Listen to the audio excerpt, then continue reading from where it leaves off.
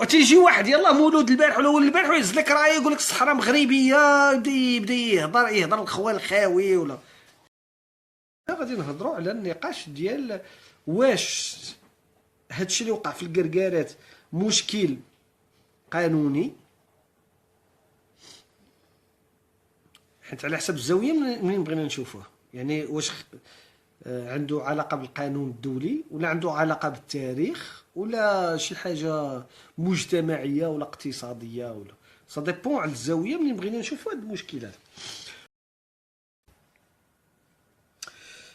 اذا من بعد المسيره الخضراء في 6 نوفمبر 1975 جات 14 نوفمبر، يعني 8 ايام اسبوع وراء المسيره الخضراء، وقعت معاهده مدريد. هاد معاهده مدريد تجمعوا فيها ثلاثه ديال الدول، اسبانيا، المغرب، وموريتانيا. اسبانيا بغات تخرج من الصحراء، وقررت بما ان الصحراء انها راها ارض مستعمره، قررت انها غادي تسلمها للدول اللي معنيه بالقضيه. سلمت لهم التسيير الاداري ديال ان المغرب غادي يسير اقليم، منطقات نقولوا داكشي راه ما محددش بالضبط جغرافيا، ولكن نقولوا الساقيه الحمراء غادي يسيرها المغرب، والذهب غادي تسيروا موريتانيا. يعني دوك غروسو مودو دوك الثلثين الفوق ديال الصحراء غادي يسيرهم المغرب، وداك الثلث التحتاني غادي تسيروا موريتانيا. هاد الشيء اللي قالت المعاهده ديال مدريد. انا عندي سؤال، الا كانت الصحراء مغربيه، علاش المغرب غيقبل هاد الشيء هذا؟ علاش يقبل؟ السير ما فيهاش الحيل. يقول لك شي واحد لا ديك راه غير حيله وغير القوالب وغير لا الدبلوماسيه والسياسه الخارجيه ولا ما فيهاش القوالب، فيها داكشي خصو يكون واضح من النهار الاول. الا كانت الصحراء مغربيه خصك تقول الصحراء مغربيه وصافي، ما كاين لا موريتانيا لا سيدي زكري. وإلا كانت الصحراء مغربيه خصك تقول انه ملي مشيتي لاكس ليبان تناقش مع السباليون ومع فرنسا رفع الحمايه سوريا، كان خص هادوك اللي مشاو يفاوضوا في اكس ليبان كان خصهم ما يهضروش على الشمال اللي شداه اسبانيا والوسط اللي شدوه فرنسا، كان خصهم يهضروا على الشمال اللي شداه اسبانيا والوسط اللي شداه فرنسا والتحت اللي شداه اسبانيا حتى هويا. كان خصهم يهضروا على هادو كاملين. علاش الملك الخائن محمد الخامس ولي عهده المجرم الخائن الحسن الثاني وهادوك اللي تيقولوا احزاب وطنيه وفاسه، علاش هادوك الخونه اللي شاركوا في اكس ليبان وفي سان كلو علاش ما هضروش على الصحراء ديك الساعه؟ علاش؟ جاوبوني. انا الا كنت حاضر ونقول لهم سمحوا لي المغرب راه بادي من طنجه حتى للقويره وغنهضروا على هادشي كامل، ما نديرش نقول لا غنشد من طنجه حتى للعريش، ومن بعد 10 سنين نشد من العريش حتى للقنيطره، ومن بعد 50 عام من القنيطره حتى الرباط، ونبقى غادي طرف بطرف. لا اسمح لي، انا لا غنناقش معاك رفع الحمايه ولا رفع الاستعمار، غنناقش معاك على كل شيء التراب كامل. علاش هذا النظام الجائر الديكتاتوري الجبان اللي كاين في المغرب اللي كيترأسو الملك محمد السادس علاش ما دارش هادشي؟ جدودو عاد هو.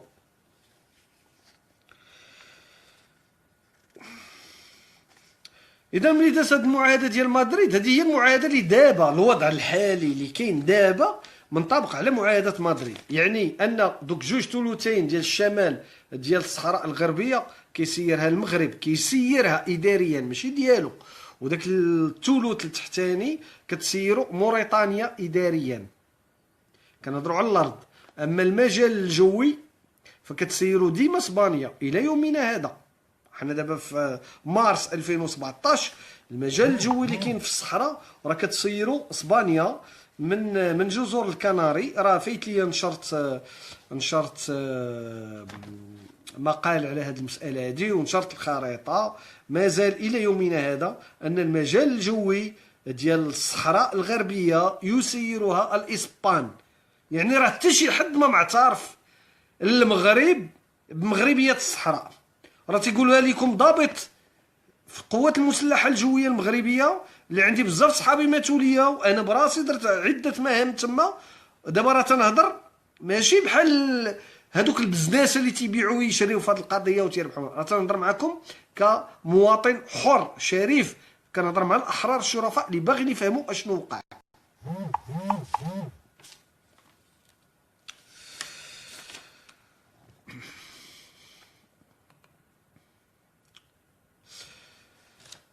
غادي نكملوا من بعد 14 نوفمبر 75. في فبراير 76 هاد المقاومه ديال الصحراء اللي سميتهم بوليزاريو سوف يعلنون عن انشاء الجمهوريه الصحراويه. من حقهم كيف ما اي دوله كتكون مستعمره ولا كيعلنوا على انشاء دوله ديالهم. اذا اعلنوها 27 فبراير 76. خصكم تعرفوا ان هاد بوليزاريو، حنا عندنا بوليزاريو معياره، يعني كتقول هذاك بوليزاريو ولا معياره. تسمحوا لي انا ضابط سابق في الجيش. بوليزاريو ماشي معيره، بوليزاريو راه شرف، لانهم هما تيعنيو التحرير، تيعنيو المقاومه. دابا حنا ولات عندنا في المغرب بوليزاريو بحال قلتي شي واحد، ما بغيتش نخسر الهضره، مي بحال كتعاير شي واحد. بوليزاريو راها شرف، راه بحال كتقول جبهه التحرير الفلسطينيه، ولا بون ما غنهضرش على الباسك ولا ليتيا ولا ايرلندا باش ما نخلطوش الوراق، ولكن راها شرف لشي واحد انك تقول ليه راك بوليزاريو. علاش انا غنجبد لكم اشنو داروا هاد بوليزاريو الوغ كو المغاربه ناعسين على ودنيهم اليمنى.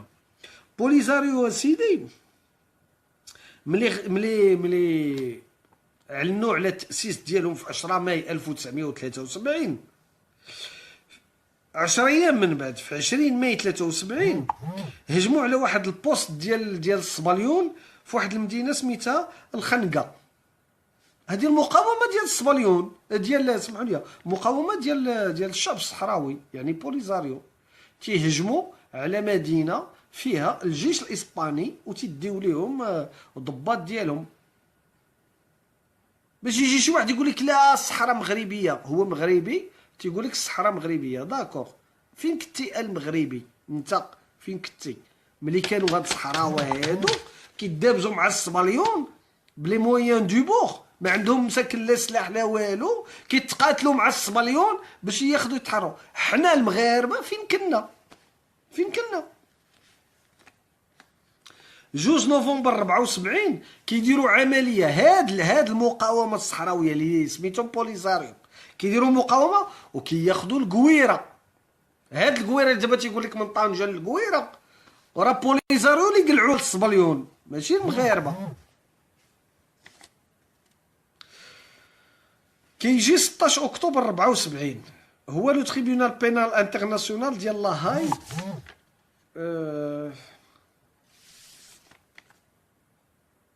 لا سمحوا لي، قلنا اذا لو 1 ماي 77 جوج ديال لي كوبيرون فرونسي كي قلت لكم المقاومه اللي كانت كاينه في الجيش ديال المقاومه ديال الشعب الصحراوي في 1 ماي 77 هاد المقاومه كيقتلوا جوج ديال الفرنسيين كانوا كيساعدوا القوات الموريتانيه، وفي 25 وجوج اخرين كيختطفوهم في 25 اكتوبر 77. دابا هادو صحراوه اللي دابا حنا كنعايروهم وكذا، هما راه كانوا دايرين المقاومه ديالهم وكانوا كيناضلوا ضد الاسبان وكانوا كيدافعوا من اجل التحرر ديالهم. فين كان هاد الحسن الثاني وفين كان هذا محمد السادس؟ غيبقى يكذبوا عليكم بصيفطنا سلاح وجيش التحرير وديك الهضره الخاويه. ديما تيقنوا من اي حاجه يقولوا لكم تيقنوا منها. وفرنسا غادي تدخل بطريقه عنيفه عنيفه في ديسمبر 77. وراه لهذا دابا فرنسا مازال كتدافع على ذاك النظام الاجرامي الديكتاتوري، اللي هذاك النظام الاجرامي الديكتاتوري اللي كاين في المغرب، مازال دابا كتدافع عليه. لان فرنسا كانت، لان موريتانيا كانت مستعمره سابقه ديال فرنسا، وكانت كتاخذ ومازال كتاخذ بعض الخيرات ديال الدول الافريقيه. ما عليناش، هذا موضوع اخر. ما عليناش. في موريتانيا كتاخذ الحديد اللي كاين في موريتانيا وكتصدروا على نواديبو باش تخرجوا للبحر، وبوليزاريو كانوا كيعرقلوا هذا الشيء. لهذا اليوم الى يومنا هذا مازال فرنسا عندها موقف من بوليزاريو، الى يومنا هذا مازال كتعرقل لهم، لانهم هما عرقلوا ليها المصالح ديالها في موريتانيا. غادي نحاول نمشي بالزربه، غادي نرجع. راه قلت لكم غادي ندير موضوع اخر، وغادي نخصو الصحراء بصفه عامه ماشي غير الكركارات. اذا ما غاديش نتعطل في هاد الامور هادي. التواريخ اللي مهمين هو انه في 5 غشت 1979 موريتانيا كتنهزم امام المقاومه الاسبانيه، وكتقرر موريتانيا كتقرر انها تسلم اقليم واد الذهب، داك الثلث التحتاني ديال الصحراء، كتقرر انها تسلمو لبوليزاريو. واش كتصنتو ولا لا؟ يعني انه راه ماشي ديال المغرب، لان المغرب اكتفى على حسب معاهده مدريد بدوك 2 ثلثين اللي كاينين الفوق. الثلث التحتاني خلاوه لموريتانيا، وهذاك الثلث التحتاني موريتانيا كتسلمو ما يسمى بوليزاريو، اللي هو المقاومه ومقاومه الجيش ومقاومه الشعب الصحراوي، كتسلموا لهم. ومع ذلك المغرب كيستعمل القوه العسكريه وكيدخل وكياخذ هذاك الثلث. راه ما بقاتش في القوه العسكريه، راه كون كانت القوه العسكريه تنفع كون راه المغرب مازال تحت فرنسا. يلا فرنسا راه كانت تستعمر المغرب، كون راه حنا مازال في المغرب تابعين لفرنسا. كون راه فرنسا براسها مازال تابعه لالمانيا، راه كانت المانيا مستعمره فرنسا. كون راه البرازيل مازال تابعه للبرتغال، كون راه الجزائر مازال تابعه لفرنسا. وزيد راه القوه راه ما تتحل حتى مشكل. تجيب القوه والسلاح وتحيح على بنادم. لا الحق حق، ما فيها لا قوه لا سلاح لا سيدي زكري.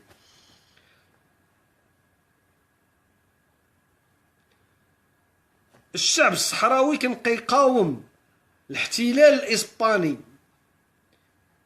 عن جدارة واستحقاق وبقوه، وهذا الشيء معترف به.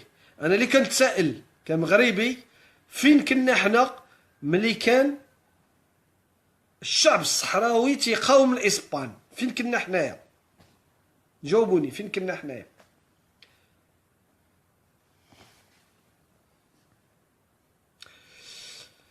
في 10 جويلية 78 النظام ديال ولد دادا غادي يطيح وغادي يطلع نظام اخر، وبه كما سبق لي قلت ان هذاك اقليم واد الذهب غادي يولي تابع البوليزاريو. المقاومه ديال الجزائر، ديال المقاومه ديال لا المقاومه اللي هي اكيد كتساندها الجزائر، ولكن المقاومه ديال الشعب الصحراوي بذلك غادي موريتانيا غتعطي لهم، ولكن المغرب غادي ياخذوا عنوتان. المهم في 88 المغرب وبوليزاريو غادي يقبلوا وقف اطلاق النار. هذه المساله غنرجع ليها بالتفاصيل من بعد، لان كاين شنو قالت منظمه الاتحاد الافريقي، وشنو قال الامين العام للامم المتحده، واش قالت الجمعيه العامه، واش قال مجلس الامن. هادشي كله غادي نرجع ليه، لان ضروري نرجعوا ليه باش نفهموا اشنو وقع. ما خصناش نبقاو حمير، ما خصناش نبقاو حمير. في 2005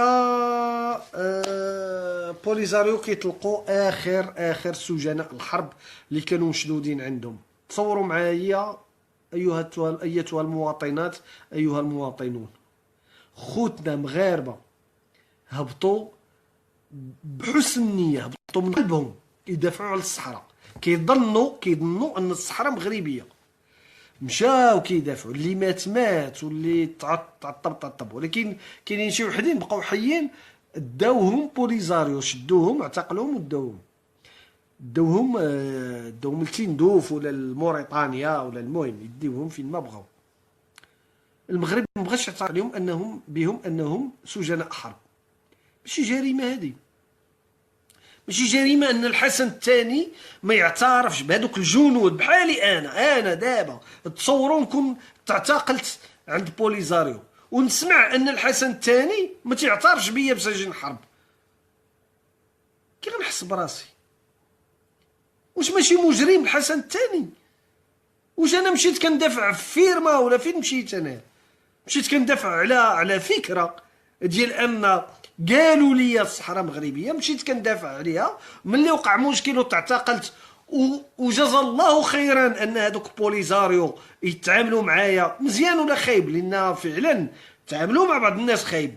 انا راه تنعرف بعض الجنود اللي كاينين بعض بوليزاريو تما اللي يقطعوا لهم طرف من الفخذ ديالهم، كاين اللي دوزوه على الفاخر طايف قالوا ليه دوز. وهذوك اللي دوزوهم ملي دخلوا للمغرب في ديك اللعبه ديال الوطن غفور رحيم، الحسن الثاني دارهم ولاة، عطاهم مناصب في وزاره الداخليه. هما مجرمين ارتكبوا جرائم ضد سجناء الحرب، وحسن الثاني تعطيهم مناصب.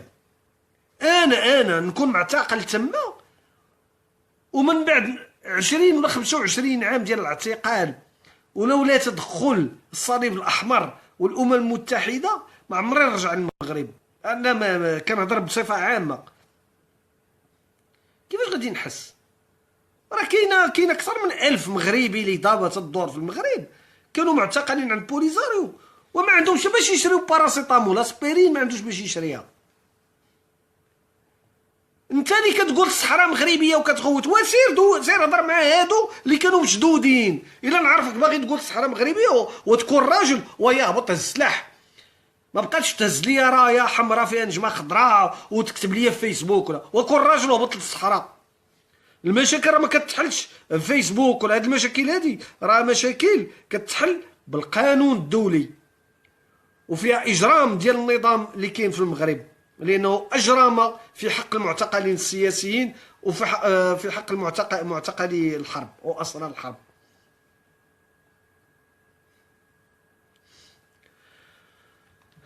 اذا في 18 اوت 2005 كيطلق النظام المغربي صراح اخر المعتقلين.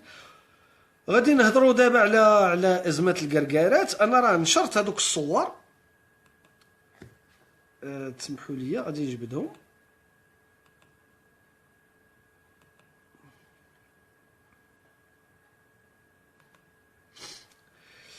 الوغ المنطقه اللي دابا سميتها الكركارات، هذيك المنطقه راه ما كايناش مدينه، حيت بزاف ديال المدنيين كيسمع وجده كتبان ليه وجده مدينه، كيسمع الرباط مدينه. ولكن الا قلتي ليه جو سي با الشاويه، شنو هي الشاويه؟ راه اقليم، ما كاينه حتى مدينه سميتها الشاويه. ملي كتقول الكركارات، هاد الكركارات راه ما كايناش شي حاجه سميتها الكركارات، راها شي حاجه قديمه كانت غير واحد مجموعه سكنيه سميتها الكركارات. يعني بمفهوم ديال ماشي ديال المغاربه، مفهوم ديال الصحراوه اللي هما ولاد المنطقه. الكركارات راه منطقه شاسعه ما عليناش. هذيك الكركارات المنطقه، وفي كاينين بعض التجمعات السكنيه اللي ولات جزافا كتولي سميتها الكركارات. كدوز ديك الطريق الوطنيه رقم 1، الطريق الوطنيه اللي جايه من طنجه وبغات تمشي ما عرفتش فين بغى يديها محمد السادس، وهو يدير خير غير في المغاربه. علاش غيوصل الطريق، يوصل طرقا غير الازمور وخريبكا عاد غادي الطريق الوطنيه رقم 1 حتى للصحراء. هذيك الطريق الوطنيه رقم 1 كدوز في الصحراء وكتوصل للجدار الامني. هنا غادي نهضروا على النقاش ديال واش هادشي اللي وقع في الكركارات مشكل قانوني،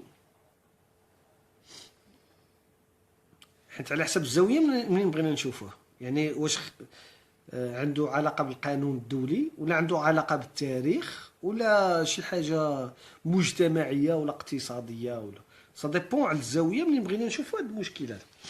هو ملي دخلت الامم المتحده وقررت وقف اطلاق النار، وهادشي راه غنرجع عليه انايا بالتفصيل بالقرارات وبكل شيء شنو كاين.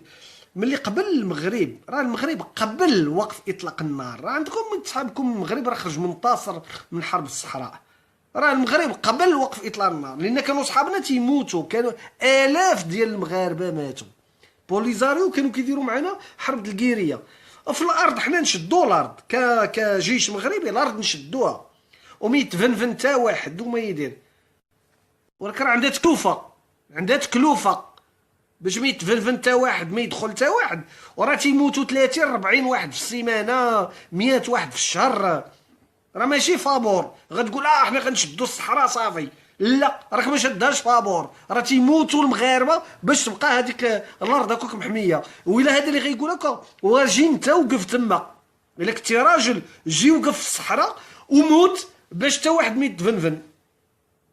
لان هذوك اللي قدامك، هذوك اللي كتسميهم بوليزاريو، هذوك راه مقاومه، هذوك راه كيدافعوا على مبدا، راه ما دافعهم لا الجزائر لا كينيا لا لا غانا لا سيدي زكريا. هذوك راه عندهم مبدا، تيامنوا بان الارض ديالهم واننا حنا واخدينها ليهم.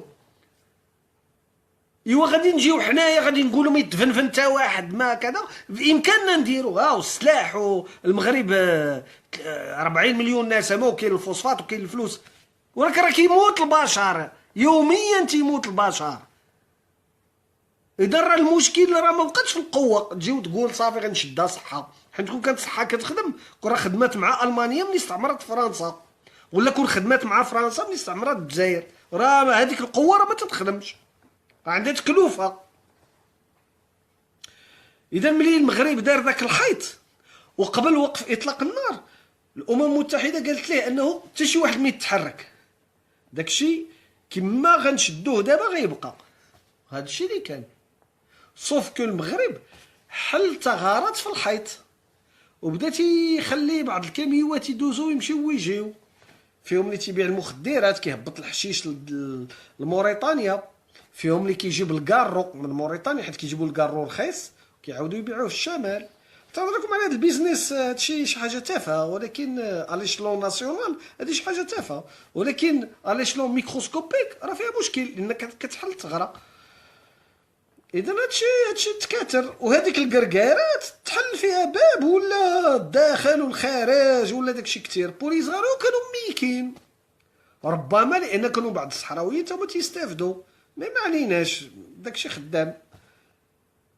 ولكن واحد الوقيته بوليزاريو قالوا هاد الشعب الصحراوي قال هادشي ما بقاش مسلكني انايا، ومن حقه، من حقه ان هذيك الكركارات ما خصهاش تبقى محلوله. اخطر من ذلك ان ان الجيش المغربي خرج وحدات عسكريه خارج الحيط. الاتفاقيات الامميه تتمنع على الجيش المغربي انه يتحرك خارج المواقع اللي متبوته عليه، اللي مسجله عند المينورسو اللي هي لجنه ديال باش كتهيئ الاستفتاء في الصحراء الغربيه. ممنوع المغرب يخرج الجيش ديالو تما، والمغرب كان تيخرج الجداميه على برا ديال هذاك الحيط. لو فات ان الجيش المغربي ولا الدرك المغربي رجع وراء الحيط راه ماشي انهزام ولا هرب، وفات هو رجع لداك الشيء اللي كتقول الامم المتحده، ماشي خاف ولكن رجع لداك الشيء اللي متفقين عليه مع الامم المتحده. بزز منه يرجع، لانه اذا ما رجعش يعني انه يخرق اتفاق ايقاف النار، يعني انه من حق بوليزاريو انه ما يخرقوا وقف اطلاق النار. يعني غنرجعوا للوضعيه اللي كنا فيها، اللي قلت لكم اننا حنا جالسين ما تنعسوش الليل والنهار، وانا بوليزاريو كيجيو كيديروا فينا حالهم كيمشيو في حالهم. لذلك الجيش المغربي واخا كان بغى يبني ديك الطريق ما بين الكركارات وموريتانيا او الكويره، الجيش المغربي تراجع على هذه المساله هذه ورجع في حاله للصور، وهذاك الطرف ديال الكودرون ما عمره ما غيكمل. اللهم الى ان القوات المغربيه غادي تطلب من المينورسو انهم يسمحوا لهم القوات المغربيه انهم ياجروا هذوك الكاميوات ولا الاليات اللي غادي يصوبوا هذيك الطريق.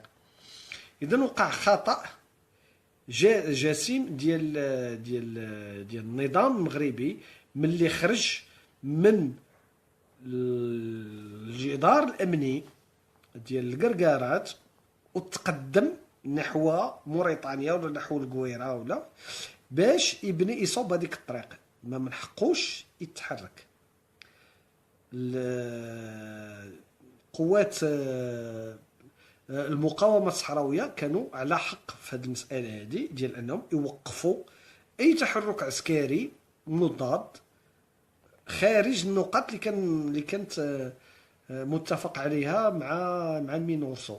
لذلك المغرب رجع بالزربة، حيد من ديك البلاصه ورجع، لانه كان عارف راسو خطا وماشي من حقه انه يغادر المواقع اللي حددت ليه الامم المتحده.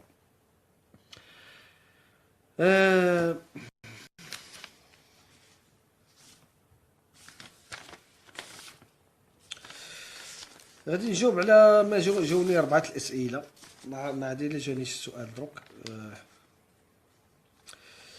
واحد السيد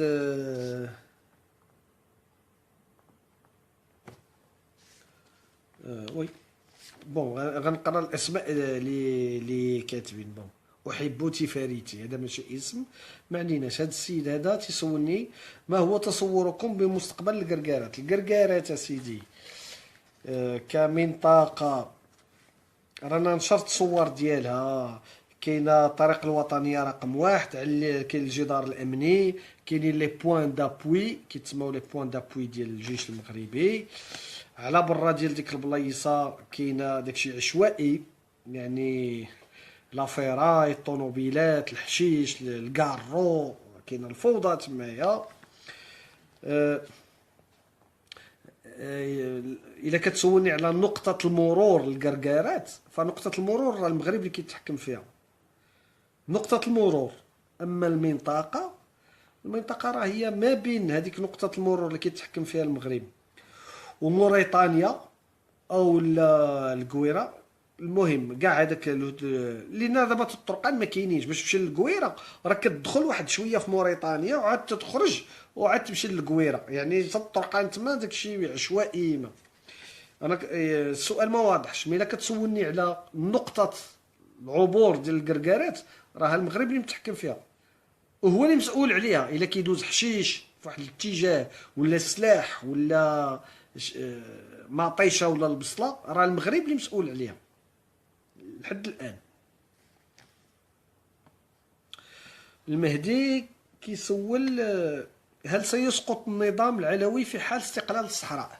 اكيد المهدي، لان النظام العلوي الاجرامي الديكتاتوري الجبان استغل هذه المساله ديال الصحراء ودار منها قضيه، وهي راه ما قضيه ما والو،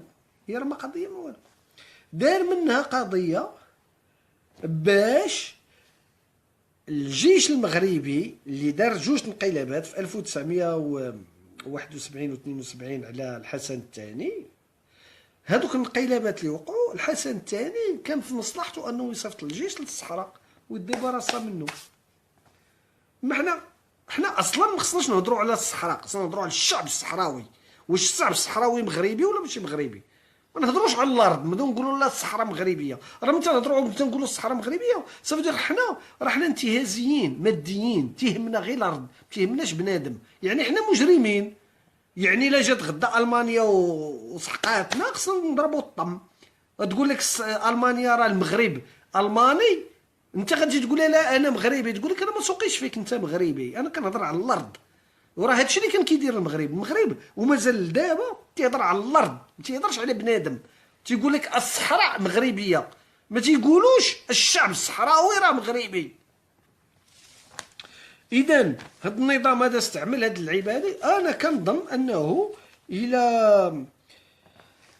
الى الشعب الصحراوي استقل عبر تقرير المصير، الى استقل كنظن ان النظام العلوي غادي يسقط،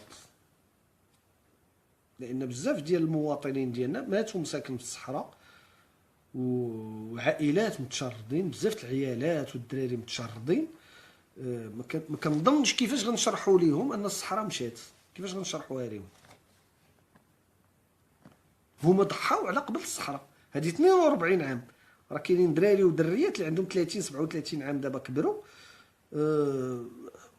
في دماغهم الصحراء مغربيه وكيضحيو على قبل الصحراء مغربيه.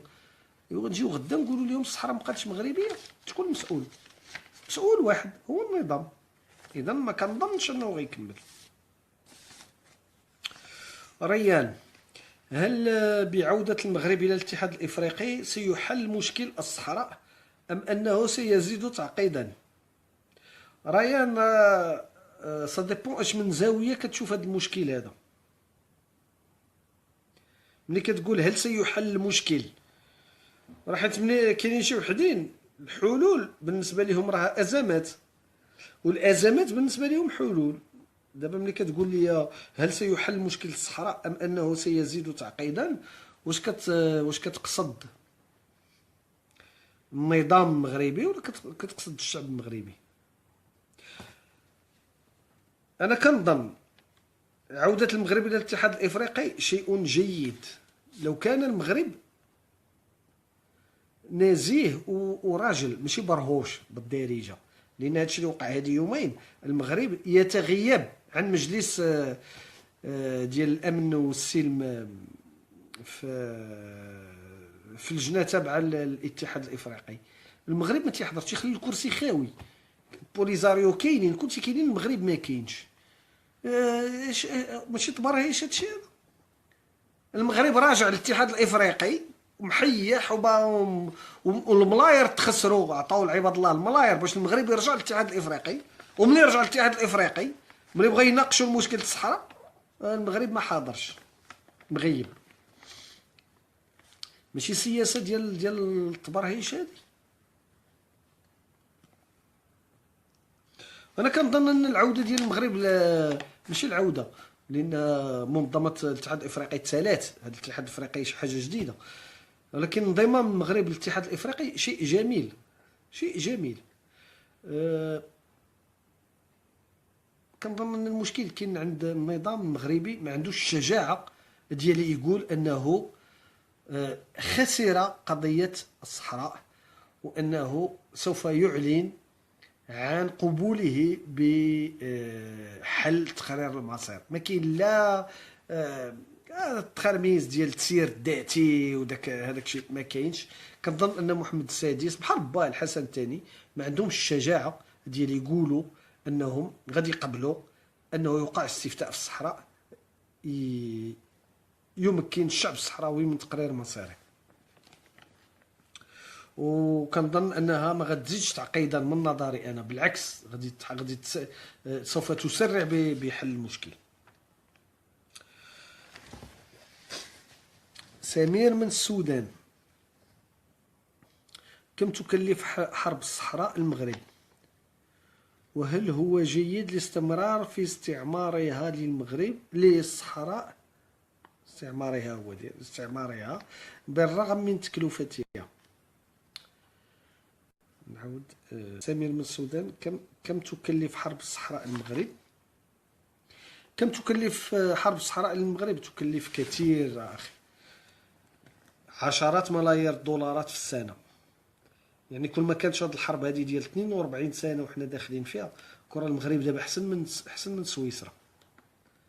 ما عندنا ما نديرو بالصحراء. الصحراء الا بغيت تمشي ليها فيزا ولا باسبور وتمشي ليها، بحال الجزائر بحال تونس بحال كي غادي لاي دوله.